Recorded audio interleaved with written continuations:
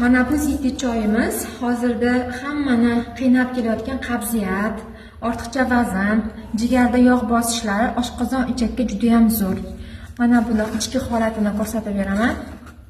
Juda ham barakali bu choy. Bir oyga to'liq, bir oy, 1,5 oyga yetadi. Mana bu qora choyga o'xshaydi. Qora ko'k choy aralashmasdan bo'lgan. Juda ham mazali. Ichgan kuningizdan boshlab natijasini sezasiz.